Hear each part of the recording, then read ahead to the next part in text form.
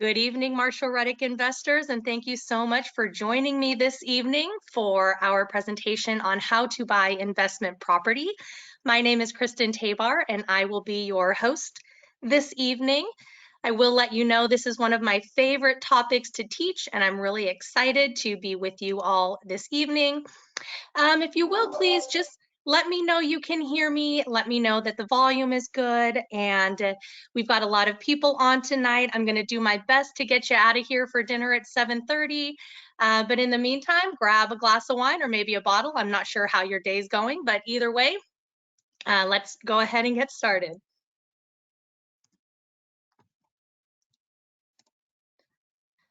For those of you who are joining us for the first time this evening, if this is your first Marshall Reddick event, welcome. For those of you who are joining us for a second, third, or 10th event, welcome to you also. A quick overview on Marshall Reddick Real Estate. We are a full service brokerage. We specialize in real estate, property management, and private lending. So we really are a one-stop shop. We offer something for everybody. Our brokerage is here for those who are looking at a primary residence, either to buy or sell a home they live in, an investment property. We manage the same types of inventory as well, single family and multifamily in all of our markets. And of course, our private financing where you can borrow as a private borrower, either hard money or non-recourse loans to purchase property, or you can be a lender for one of those properties. So we really do have something for everybody. And tonight we're going to talk specifically about investment property. And we'll get into that table of contents a little bit later so you guys can see a little list of what we're going to cover. Here's a little bit about me. I do prefer to do these events live so that I don't have to put my picture on the screen. But until we're able to do that again, we're just going to have to deal with this online stuff. And again, thank you guys all for joining me. Hopefully you'll come to one of our events in person when we're able to host those again. I am a licensed California realtor. I do help my clients to purchase across the nation by connecting them with the parties that are necessary to help really from start to finish. I've worked on 314 Marshall Reddick transactions in my almost 6 years at the company, and am an owner myself, an investor myself who has purchased with the company as well. So I'm excited to be able to practice what I preach and share that experience and knowledge with all of you. I'm hoping to be able to get to your questions on this presentation, but if we don't have time for that at the end, we will be able to connect via phone or email to set up a call so that we can definitely get any questions answered and make sure that you guys get everything you need. Here's just a little snapshot of my history at Marshall Reddick. I've been with the company for almost 6 years now. My husband and I started purchasing through Marshall Reddick in 2014. Don't want to spend too much time on this, but do want to let you know that if you have questions about anything that we cover tonight or anything that I've done in the past, please don't hesitate to reach out. Here's a quick view of my own investment portfolio. I like to show this so that everyone can see, one property doesn't make you a millionaire. I speak with people all day, every day, and, one property isn't going to get you to retirement. It's not going to make you any more financially independent than you are at this moment in time. But building a scalable portfolio of rental properties that are going to give you some appreciation in the long term, are going to give you some monthly income, that's the way to structure it. And you want to do this at a pace that is comfortable for you so that you're not overextended, but you're slowly growing your wealth to get to that retirement or reducing your hourly, workload that you have on a daily basis. So this is what I like to show people to show that this started in 2004, so it takes a while. It's hard work, and luckily, when you work with a great team, we help you to get through all of this so that you eventually one day can have a portfolio that's as colorful as this one. Here's a quick overview of what we're going to cover today. We're going to really go through A to Z on rental properties, investments, how to calculate the returns, where to look for what types of properties, how list price plays into all of this, rent to list price ratios and things of that nature. We'll cover how to protect yourself. That's going to be insurance, management, financing. So again, we're going to do a lot today. I hope to get to your questions at the end, but again, if we don't have time for that, I will follow up with everybody and make sure that we get to everything so that you get all the knowledge that you came here for. So let's get started. Some people may be sitting there looking like this little guy on your screen. What do I do? Where do I start? Well, for some of you that are here tonight, this is a great place to start. And I'm so glad that you decided to start here tonight with me and with Marshall Reddick Real Estate. One of the things that we provide for our clients is a complimentary consultation.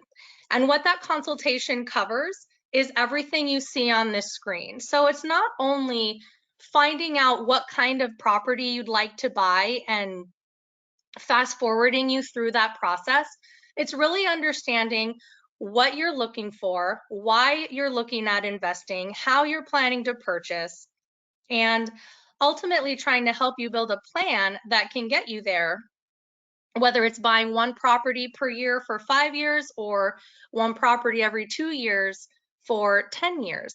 We want to help you be able to create that roadmap so that you can get to a point where your portfolio is such that you can reduce your hours at work, you can retire, you can spend more time with your children, whatever that goal is that you may have. So our consultation will cover all of these things that you see here. We'll talk about which markets best suit you. We'll connect with the agents, the lender, property management, insurance provider, etc., and help you through the entire process.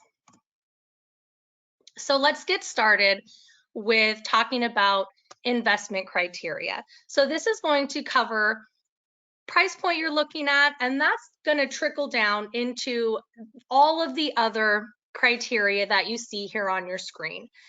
Property class, which we're going to talk about in a couple minutes, is going to reflect the purchase price in each market, and it's going to be independent in each market. So the purchase price of a B class property in San Antonio is going to be different than the purchase price of a B class property somewhere like Orange County. So as we go through all of these points, we're going to get to a place where we can see pretty clearly with your criteria what type of property and what type of market is going to best suit you. So property class, as I mentioned, property type, condition, and property details, these are all things that we'll talk about when we're determining what kind of investment best suits each individual investor. And again, that's going to be different for each individual investor. As I mentioned, the criteria is often based on financial goals. So I'll give you guys a couple examples. If a client is looking for immediate income, then we're going to be looking at a different type of property than if we're looking to hold a property for 15 to 20 years, bank on the appreciation, bank on rental increases, things to that nature. If I have a client who's 65 and 5 years away from retirement, this particular individual isn't going to want to wait 20 years for their property to increase in value. We're going to be looking for something that's going to cash flow more heavily now and start to supplement some of that income more quickly. If I'm working with someone who's 29, 30, has another 20 or 30 years of work in front of them and doesn't plan on doing anything with this property, they have 20 or 25 years to let this property increase in value, increase the rental income, make some improvements over time. So those are two different strategies that these two different investors may be looking to play by, if you will. A few other things, questions that you see on your screen are things that we'll cover during the consultation. What's your investment experience. How much risk are you willing to take? Do you want to purchase a property that needs a lot of work up front, or do you want to purchase a property that is rent ready or already rented? So these are all things that we'll cover, and each property is going to have a different criteria based on the investor that's looking at it. So I'll talk about this graph you see down here at the beginning. For those of you who have read the Reddick property rating ebook, this is going to look familiar. This is the class ratings, and this scale is going to show you where you're going to fall in terms of appreciation, purchase price, and tenant quality. And let's dive into those criteria a little bit deeper now. So how do we determine property class? Property class is based on the list price and the median home price in that particular market. So for easy math, if this is the chart we're looking at for market A, $100,000 is going to be your median home price. And we'll use that, like I said, because it's easy math. So that line you see that separates A and B, that's going to be $100,000, 100% of the median home price. And all the other classes are going to be based off of that figure to determine what class they fall in. So anything from $100,000 to $130,000 would fall into that A class. $100,000 down to 80 would be B class, and 80,000 down to 50,000 would be C class using this scale. So when we have our consultation, if you come to me and you say, Kristen, I'd like to look at only A class properties, excellent. So what we do is we find out what the median home price is in that market, and we start there and work our way up. So if you're looking for an A-class property and the median home price is $100,000, we want to stick with something at about $100,000 or a little bit more. And that is going to put you safely into that A-class range. So how do we determine median home price? I'm not going to read all of this to you because I'm hoping that since you guys have joined me this evening, you know how to read. But we get the median home price from the National Association of Realtors. Their numbers update quarterly. So we base our figures on the financial calculator, which we'll look at a little later in the presentation, off of those numbers that we get from the NAR. So you see the map below. This is the same map that we use to find the median home price across all 16 of our markets.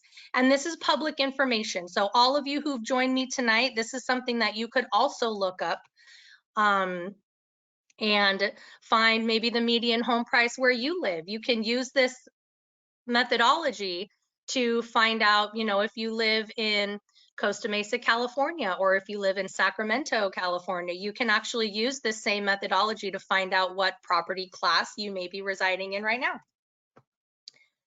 So let's talk about tenants in each property class. So your A-class tenant, remember, if we think back to the scale we saw a couple slides ago, the A-class property in general is a little bit higher purchase price. We're going to have a higher tenant quality. And these are going to be properties that are going to give you more appreciation over time than the B or the C class. A, appreciation, good way to remember it. So your A-class tenant is going to be a higher managerial position, professional, white collar. These are generally your higher income earners as well. A-class properties tend to have a higher monthly rental rate, which means your tenant inherently needs to make more money on a monthly basis in order to qualify to rent the property. So that is going to be any of my clients that are looking at A-class, this is the type of tenant you can expect in that type of property. Your B class is middle management, definitely has some sort of degree, not quite high income earner as the A class, but the potential to get there. So your B class is going to fall into this category where the neighborhood is good quality. You're still going to have a responsible tenant, someone who's got a stable job, steady job, and the B class properties are going to provide for both cash flow and appreciation.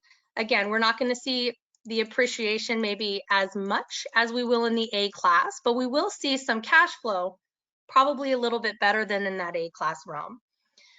Your C class is mostly going to be your blue collar, hourly, paycheck to paycheck type employee. These are going to be your C class neighborhoods. You're generally going to find lower purchase prices, higher income to purchase price ratios, but the potential for a little bit more maintenance and a little bit more turnover given the type of tenant that you can likely expect in this class of property. We'll talk about that a little bit more. So the C class is a great class for cash flow, but remember, you also run the risk of having a little bit more maintenance. So risk tolerance, again, is something that we'll cover when we're talking about your criteria and what you would like to accomplish when you're looking at rental property.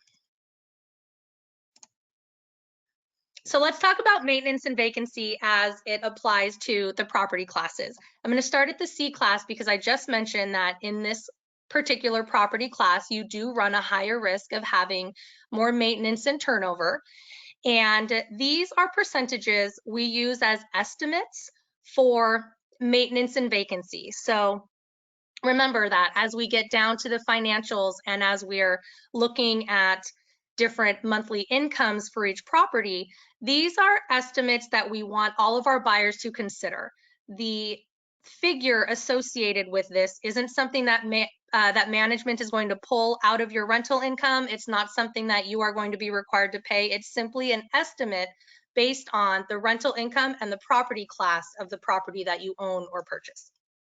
So now that that's out of the way, your C class tenant will tend to be a little bit rougher on the property, is going to likely be a little bit less stable than that A class tenant, who again is a higher income earner.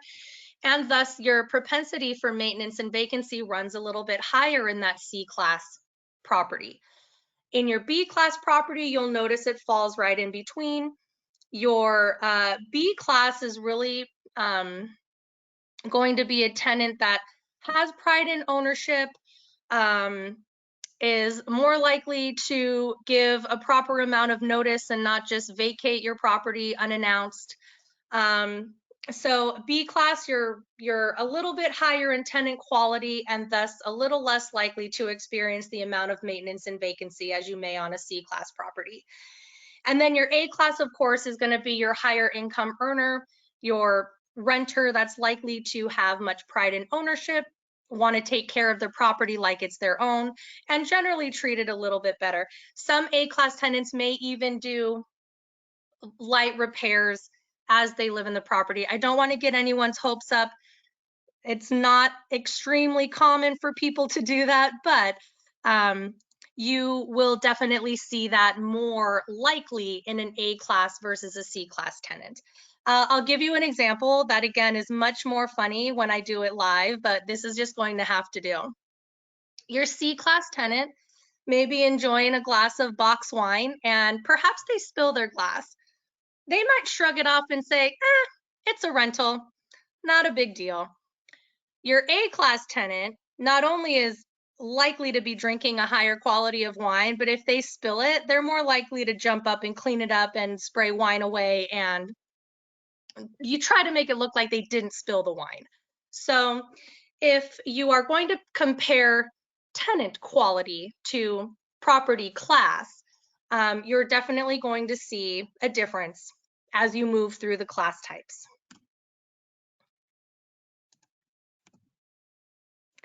So here is an example for how we calculate the vacancy. this is a very conservative number that we use for calculating vacancy. And what 8% equates to, as you can see, is about 1 month per year. If you're doing a monthly calculation. So those of you who own rental properties or have rented a home yourself, you sign a 12-month lease. So the likelihood of you perpetually having 1 month vacant per year for the life that you own your property is not very likely at all. But we want to share conservative numbers because at some point when you own a property for 5, 10, 30 years, you will have turnover and there will be items that you'll need to fix. And thus, when you're calculating financial returns, those estimates need to be accounted for so that you can project long-term what your returns are going to look like and what you may want to put away on a monthly or annual basis in order to make sure that you can cover those expenses when they do arise. For more information on property class and the methodology behind the classification, how we arrive at these, where the figures come from, this is a free download on the Marshall Reddick website. It's about a 20-minute read, and there's a lot of good stuff in here that I will not cover tonight simply because of time constraints. But I highly recommend that everybody hop on and read it. It'll really help with your own investment criteria too, I believe, as you read and understand the different property classes and start aligning that with what your goals are and what you'd like to accomplish. Before I hop on to the next slide, I see a question about whether or not this will be available. Yes, this presentation is being recorded, and so you will all be able to reference back to the website and download the slides, re-watch it, and catch anything that you may have missed the first time around. So hopefully that answers a few questions out there regarding being able to re-watch. So the next thing we want to talk about is where. Where in the United States is a good place to invest? There are 50 states and each state has so many counties and so many cities. How do you know? Where do you start? Well, Marshall Reddick has a methodology, of course, for determining which markets are going to be strong, successful investment markets for our clients. So we look at these bullet points. Of course, we want a diverse job market. We want a high rental demand, housing affordability, not only for home buyers, but also for renters. If rents are too high, it really limits the scope of tenant potential that you may have to rent your property. Strong education, of course, because a strong education leads to a strong workforce, and definitely reliable property management. Your property management can make or break your investment. So that's maybe one of the most important pieces of the puzzle. Marshall Reddick has 16 major metropolitan markets that we cover across 8 states in the nation. The green boxes that you see on your screen are markets where we have brick and mortar offices and Marshall Reddick employees that work directly with our clients. If you don't see a green box around the market, that is a market where we work with a third-party company that we have vetted and interviewed and worked with for many years over the course of the last 30 to 40 years. And these are teams and companies that we trust to take care of our clients. And so keep that in mind as we go through. But do know that we have brick and mortar offices across many of our markets, and that allows you as a client to be able to work with the Marshall Reddick team from start to finish and for the life of that investment. So in addition to the criteria that I showed a couple slides ago, we want to pinpoint the suburbs of these major metropolitan areas. So San Antonio, Austin, two examples of areas where Marshall Reddick has our own offices. And these two markets check off all the boxes of the 6 criteria that were on your screen a couple minutes ago. In addition, Texas is a very landlord-friendly state. So that also makes Texas as a whole, but also specifically San Antonio and Austin, very popular investment markets for our clients. Now, why do we choose the suburbs within major metropolitan areas? Well, let's back up a little bit. We want to do the major metros for all of these reasons you see on your screen. The larger the city, the larger the metro area, the more opportunity you have for finding tenants, the more likely it is that people are going to continue to move there. There's going to be more selection for property management. You're going to have a lot more going for you if you're in a major metropolitan area. Another example I usually like to give live because I can see a show of hands. Obviously, I can't see anyone raise your hand, but I'm going to go ahead and assume that some of you have driven out to Vegas from Orange County or from somewhere in California where you have to drive on the 15 for several hours, and maybe every 45 minutes you pass a little town or a little development. Those are not the places that we want to target for rentals. Who lives out there? Who's going to fill your vacancy if your tenant moves out? Who's going to manage that property? There are a lot of disadvantages to owning property in a very small town or a very small area, and there are a lot of benefits to owning property in the suburb of a major metropolitan area. So moving on to the next slide, we want to target the suburbs because if you are looking for a stable tenant who may stay in your property for a more extended amount of time, then a lot of the times we want to do a single family property and we want to target a young family or a young couple that wants to start a family. And where are those people most likely to live? Well, they're likely to live in the suburbs. I'll give you an example.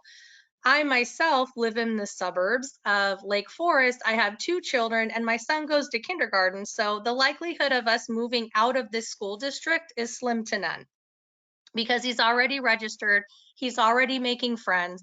And I'm willing to guess that a lot of our tenants are very similar to myself and have similar situations. So the suburbs are more likely to attract those types of families that may want to settle in, meet their neighbors, send their kids to school. Your crime rates are going to be lower, your school districts are going to be better, and the potential for growth in those areas are going to be higher.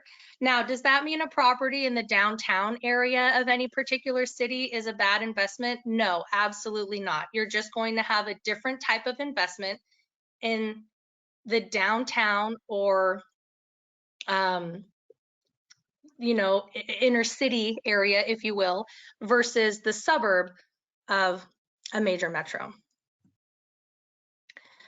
If you are not sure which market you're wanting to target, or you'd like to learn more about the markets where Marshall Reddick has offices or third-party teams, I encourage you to, again, hit our website, go to the Learn page, and all of the market data packets are going to be available at your fingertips. So you can dive in a little deeper. There's going to be demographic information, economic information, lots of graphs and charts, and a little bit of something for everybody. Lots of numbers, lots of pictures. If you want to know what people do when they vacation there, there's going to be little sections on tourism and things to that nature. So really comprehensive data packets for all of our clients to access to get a little bit more familiar with the geographic locations and what's going on in those areas as you're investigating locations. So let's briefly talk about how we plan to purchase. So there's a lot of different options for our clients to purchase property. The most popular one is via conventional financing. So conventional financing is going to require the least amount of funds down. It's going to allow for the best rates and the best terms. And generally speaking, for our clients, if they are eligible and qualify for conventional financing, that's the route you want to go. Your single family property down payment is only going to be 20% minimum. Your multifamily down payment, that's 2 to 4 units, is only going to be 25% down payment requirement. And that's going to allow you to have a 30-year fixed mortgage. So as you know, if you own your property for 30 years and you increase the rent every 2 years or every year on lease renewal, whatever the market allows, that means by the time you pay off that mortgage, or even before, now your monthly income has been increasing, but your mortgage payment stays the same. So great option for most of our investors. Some of these other options on your screen, we can definitely go into a little bit more detail if you guys are interested. This is something that we also cover in that consultation. We do have private financing options, as I mentioned, for our clients who may be using a self-directed retirement account, or maybe you've maxed out your number of conventional loans allowed. If you have 10 loans already and you're looking for number 11, maybe private financing is a better option for you. In addition, cash is always king, of course, if we have clients that are looking at making cash purchases. We have clients that do cash out refinances and use those funds as well. And of course, the ever popular 1031 exchange. So during the consultation, as I mentioned, we definitely talk about what method of purchase is right for you and how we will be able to maximize your investment potential based on the funds that you have available. So let's get into some fun math stuff. For all of you guys that are not as mathematically inclined out there, have no fear. Our financial calculator will do everything for you. So there are two major ways that we calculate the success or performance of an investment. And one of those is going to be your cash on cash return. One of those is going to be your return on investment. So we are going to take a look at both of those. I'm going to show you a couple examples from properties that are actually live and available on the Marshall Reddick website. So not only will you be able to come back to these slides and take a look, but you'll also be able to hop on the website and look at the properties yourself. So this is what that page looks like. And there are not only blank calculators where you can set up your own template, but each property has its very own financial calculator that populates for that individual property. So you can go in and adjust some of those numbers if you feel that our maintenance and vacancy estimates are too conservative. You can change those.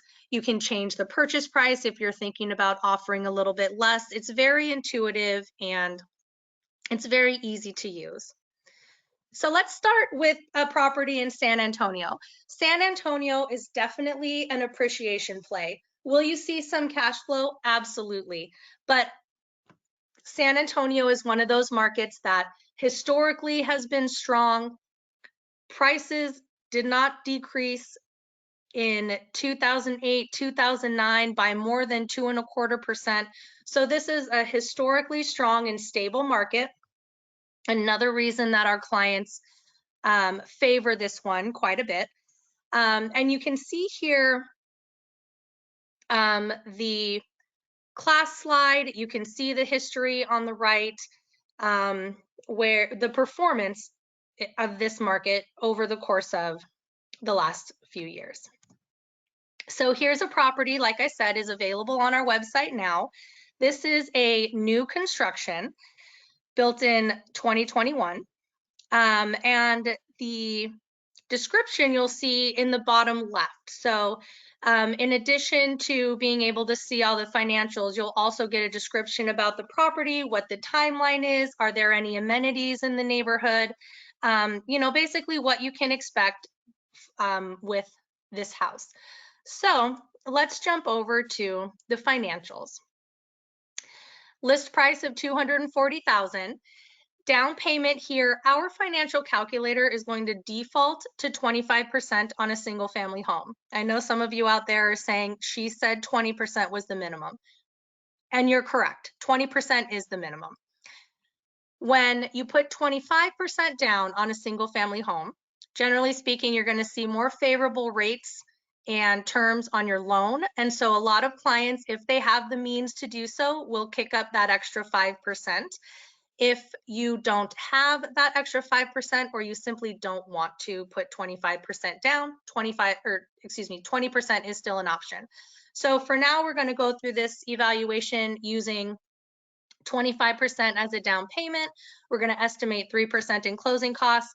And these figures are all coming directly off the financial calculator. Your gross rent of $1,650 comes right from property management as they run a market analysis to let us know what the rental amount is, what a fair market value for rent is for this property. Your taxes are coming right from the county website. Insurance is coming directly from our preferred insurance provider. And the management fee is 8% of the monthly rent. That's also directly from management. Marshall Reddick Real Estate has a brick and mortar office in San Antonio, so it's our employees and our people that are providing those management numbers. There is a small HOA fee for this property. Those of you who live in California, your vision is not blurry. It is only $41.67 for the HOA per month for this property. For those of you who don't live in California but don't know what I'm talking about, HOAs here can easily be upwards of $500 depending on the neighborhood amenities. So HOAs in San Antonio are generally much less and really serve to maintain the quality of the neighborhood. So don't be afraid of HOAs. There's single family properties are hit or miss on HOAs, so don't be afraid. You'll see 0 on utilities and landscaping because these are going to be tenant responsibilities. They will be responsible for maintaining the yard and, of course, keeping their own lights on. So your fixed monthly expenses on a property like this one are about $1,329. So let's talk returns. That means your monthly income on a property such as this one is $320 a month.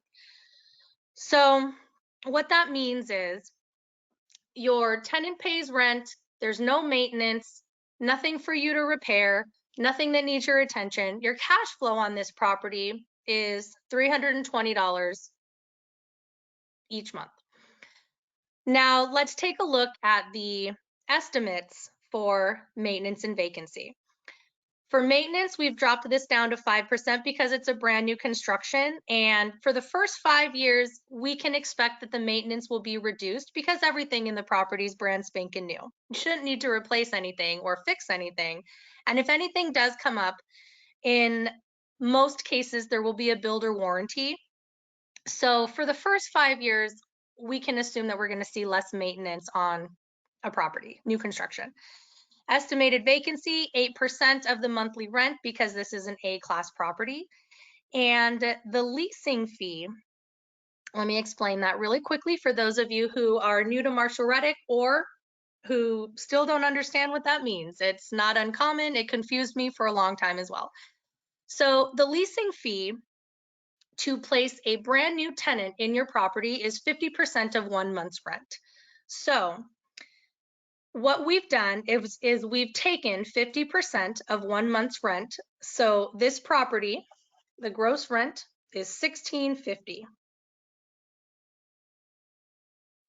50% of that is $825.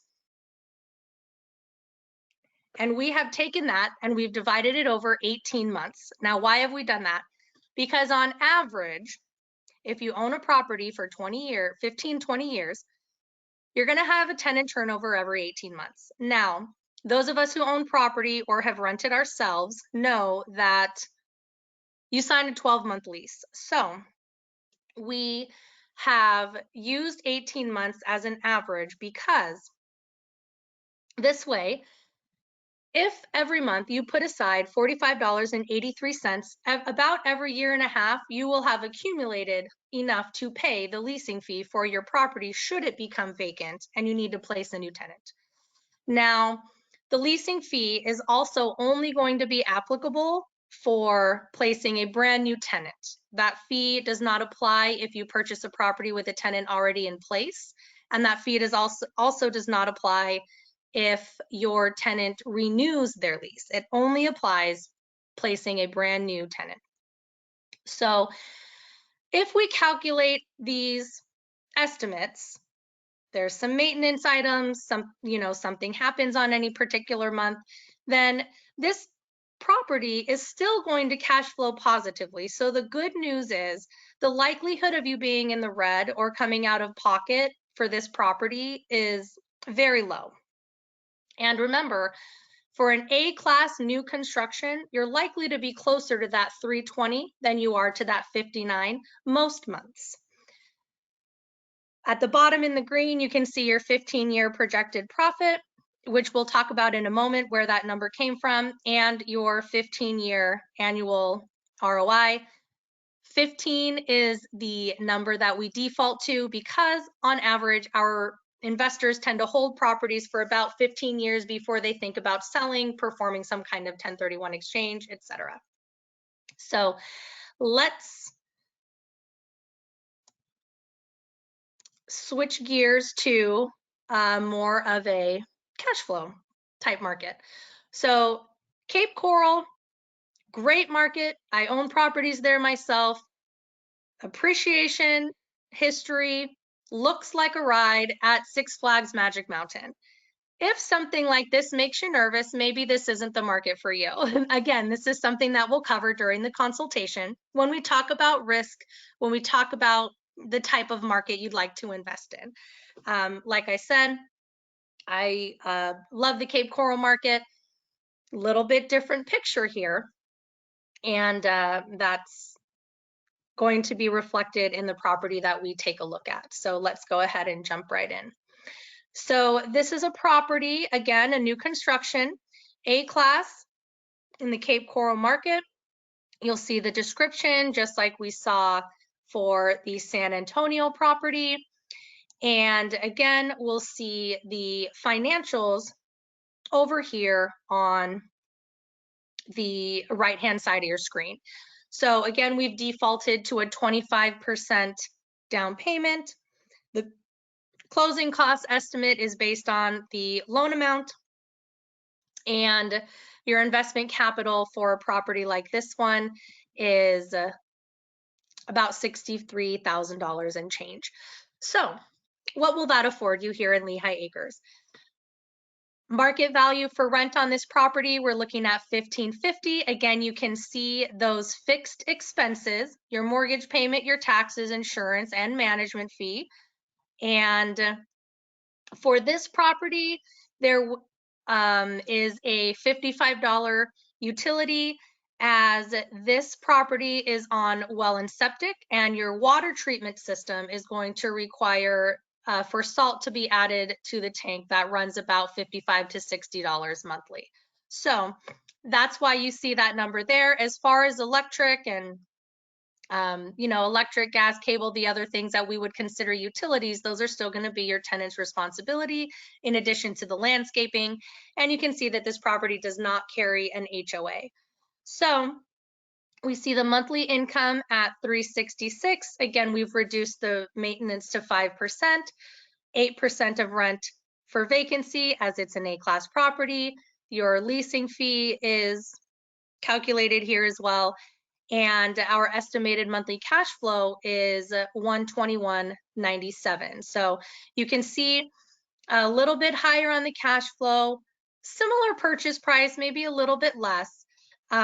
But some of the holding costs are a little bit less expensive here. So these, again, are all calculations that we'll take into consideration and look at when we're considering inventory for a purchase. So you see your 15-year projected profit down here, your 15-year annual ROI at 20%. And moving on to protecting yourself. Who wants to know how to protect yourself against unforeseen circumstances? Me.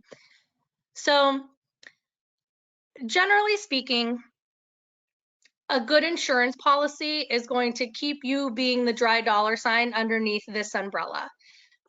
You really want to have a comprehensive insurance policy that is going to cover you in the event of an unforeseen tragedy, unforeseen, weather, things to that nature. I have some friends who live in Tennessee that were affected by the tornado last year, and they are still arguing with the insurance company for the rebuild of their home.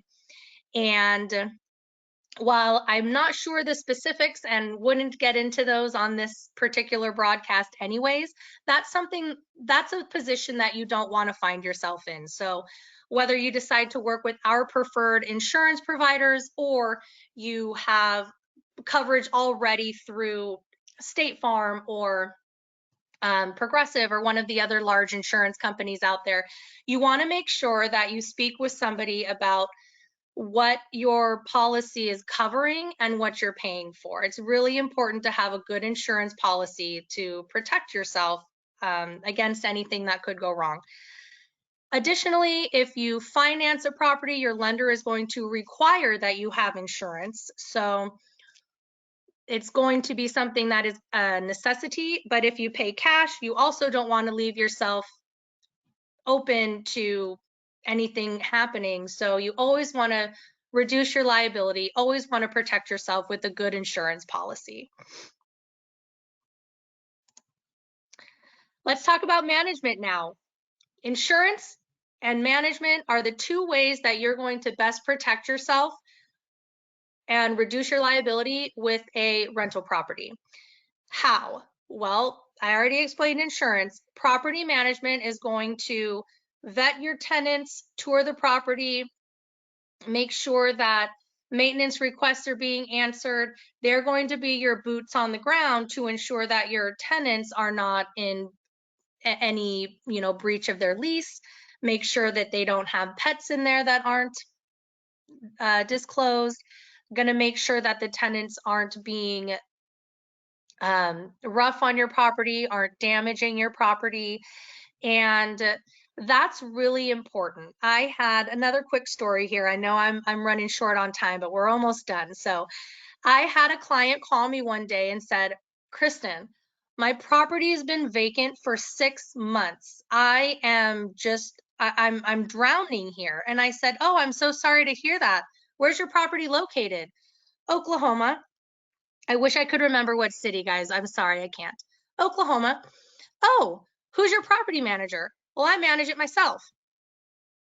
Well, duh, no wonder it's been vacant for 6 months. Nobody's in Oklahoma. Oh, I forgot to mention, this guy lived in California. Nobody's been in Oklahoma showing your property. No one's fielding calls to go, track interest and see if anyone qualifies to rent your property. And even if he did field a call and someone said, hey, I'd like to come see the property tomorrow, would any of you hop on a plane to go show a property to one person the following day? No, absolutely not. In addition, if he did place a tenant, who are the tenants going to call if something goes wrong? Him. What's he going to do from California when the property's in Oklahoma? So I could continue on and on and on and on about situations just like this one. The bottom line is property management is 100% necessary. And the only time I would suggest not hiring a property manager is if it's your profession and you are actually a property manager. This guy, I said, oh, how come you don't use a manager? And he said, oh, I thought 8% per month was pretty steep. So instead of earning rental income for 6 months, he was hemorrhaging money on a monthly basis because he was trying to save 8%. Doesn't make a lot of financial sense. So property management is extremely important. We had a vendor that used to say you date your agent and you marry your property manager. Couldn't be more true. This is going to be a long relationship, a very important one, and they are going to be the life source of your investment. So this should say, but Kristen, oops. But Kristen, what does my property manager actually do to earn their monthly fee? This is what your property manager actually does. And I did see this question come up from one of you a few minutes ago. This is what that 8% per month is going to cover.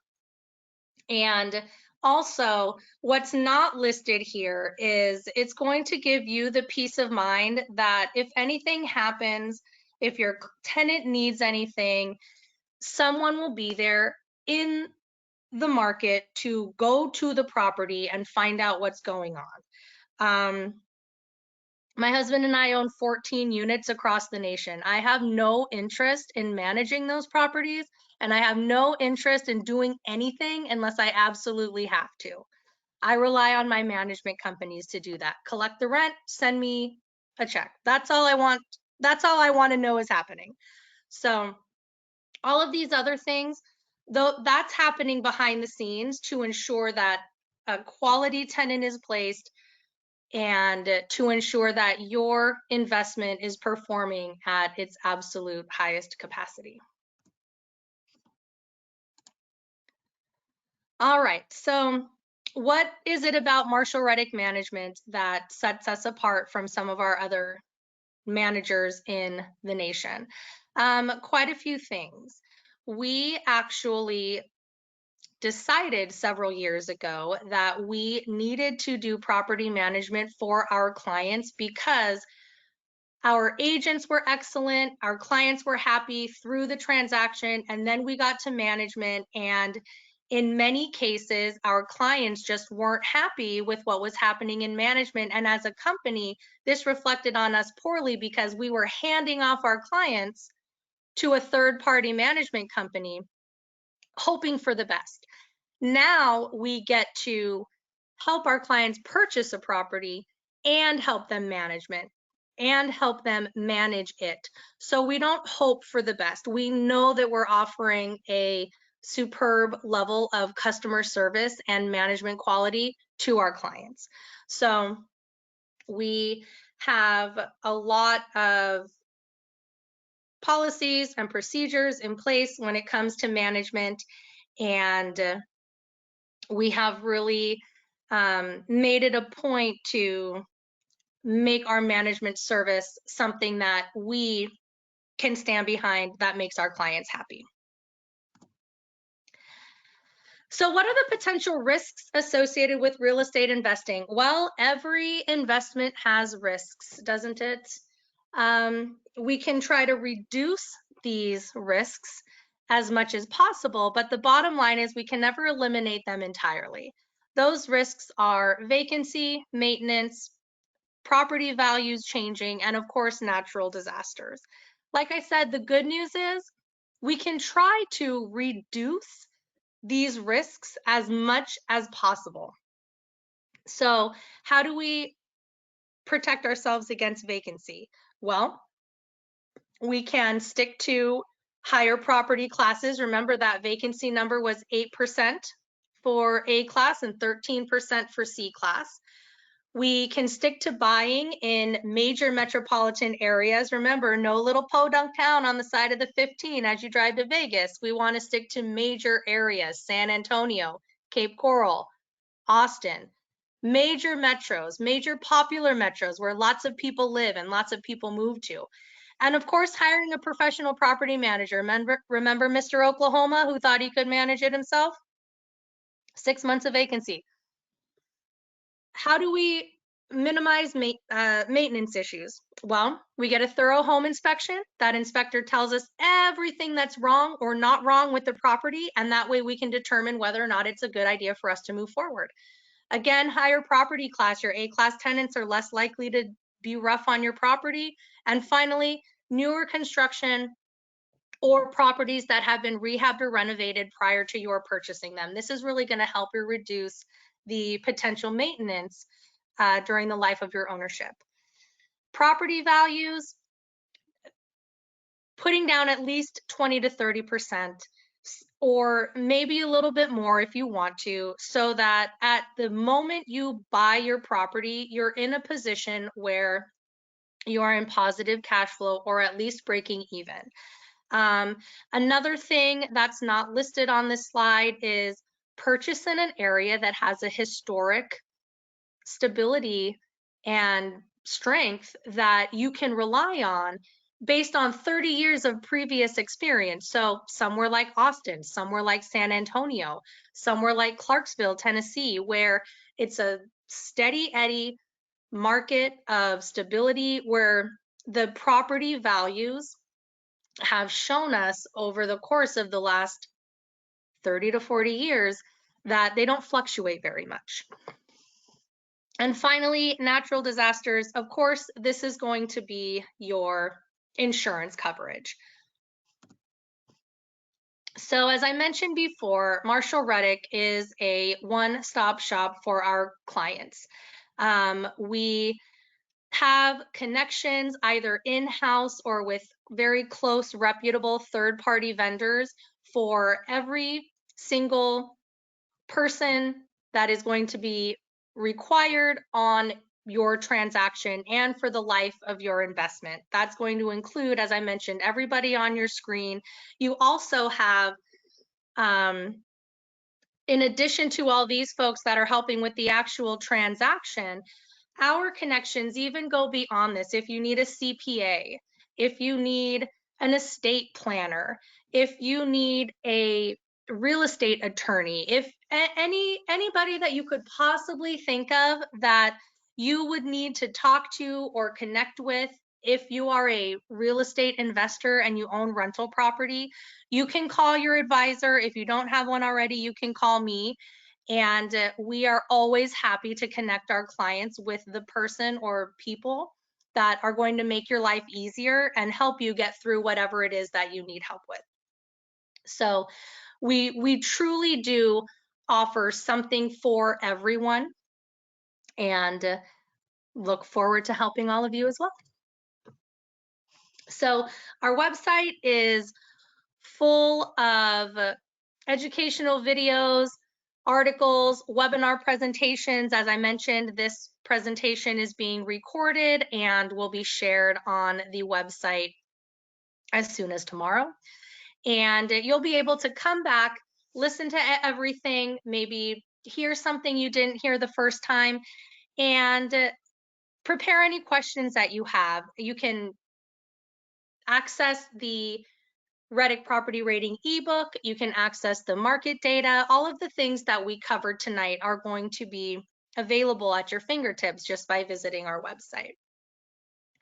You can also connect with us on several social media platforms and check out our reviews on Yelp. You can check out our reviews on Zillow as well.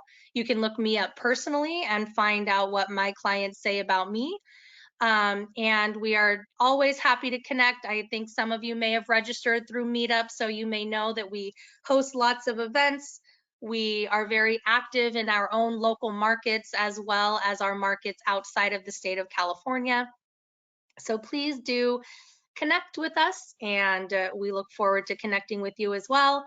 Here's my information up on your screen. If you are interested in a consultation, you can call, text, or email me directly, and I would love to set that up. I prefer to schedule a time for a consultation that ensures that we both have enough time to focus and be in a quiet place. And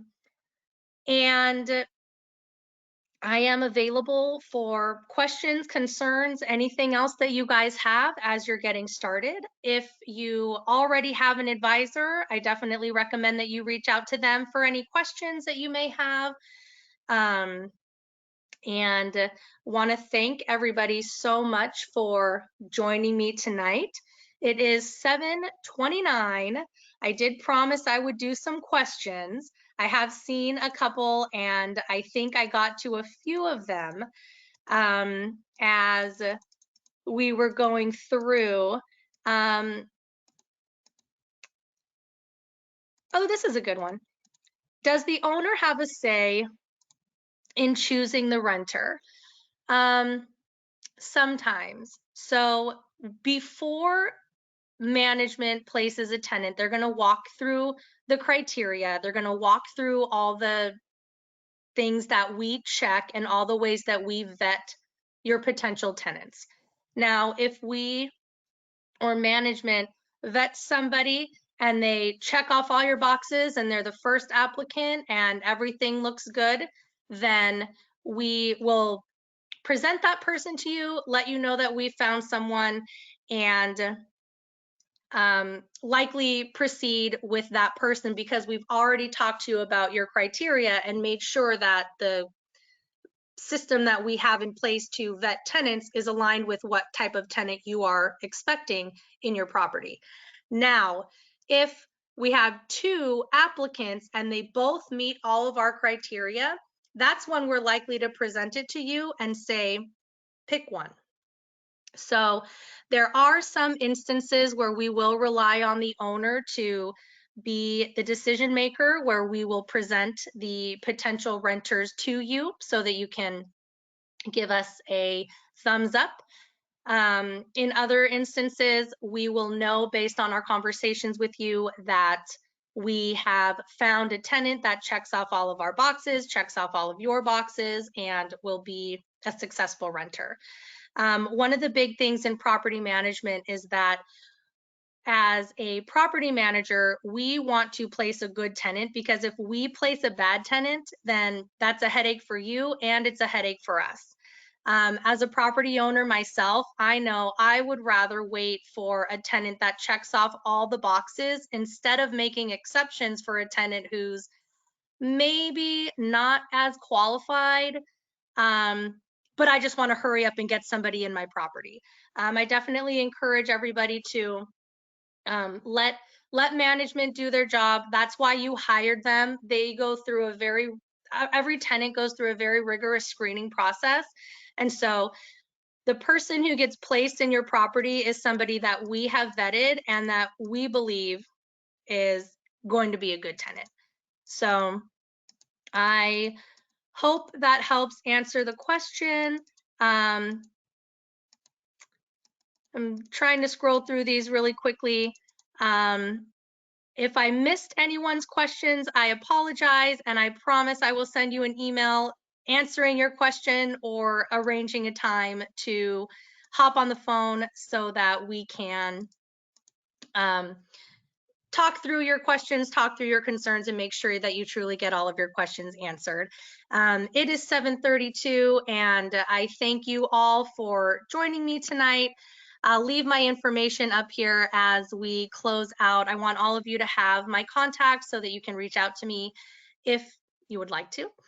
And I look forward to the opportunity to be able to work with all of you folks out there. Again, thank you so much for joining me tonight, and have a wonderful evening. Thank you so much.